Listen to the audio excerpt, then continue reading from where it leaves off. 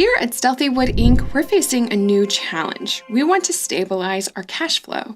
However, getting our invoices paid is often harder than it should be. For example, some of our customers have a very slow and unreliable accounting process. Due to that, they can take a while to pay us.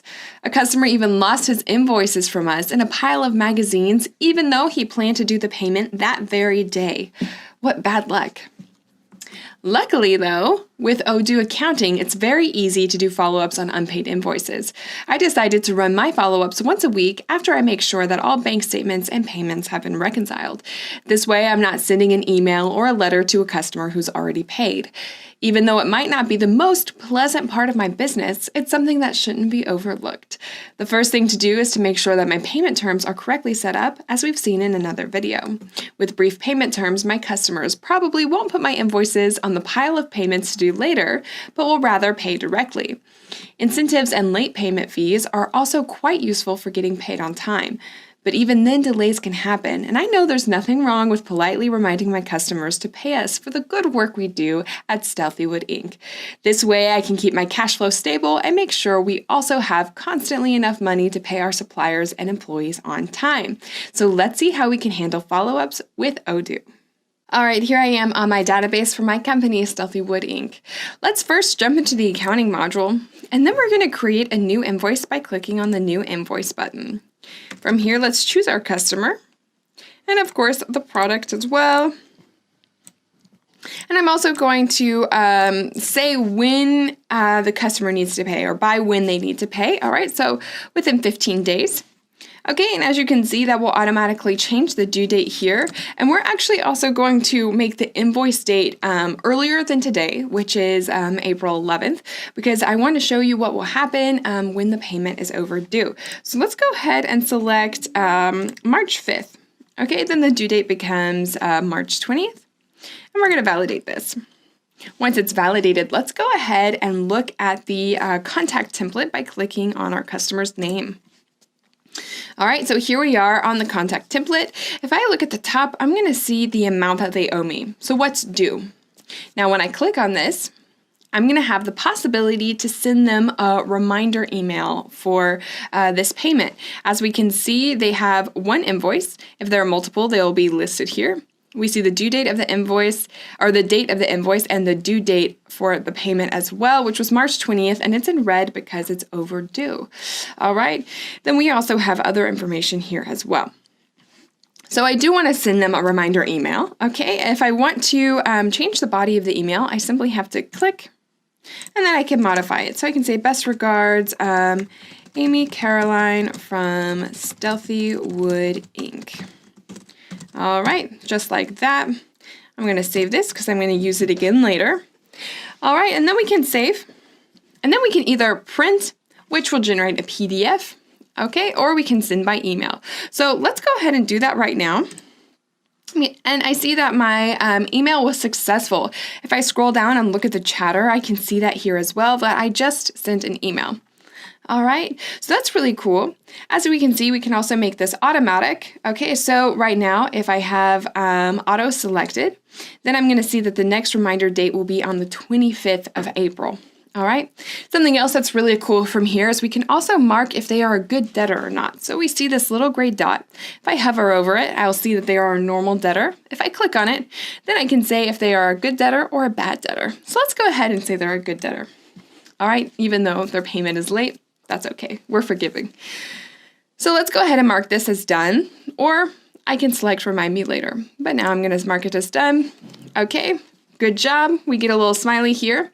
Now what we're going to do is go to configuration settings, and we're going to activate another option. So let's scroll down to the customer payment section, and we're going to activate follow-up levels. So we can use follow-up levels and also schedule actions. Okay, so I'm going to go ahead and select this. Now, once I click on save, I'm going to come back to this page in order to set up the feature. So let's go ahead and save and just wait a moment while the setting loads.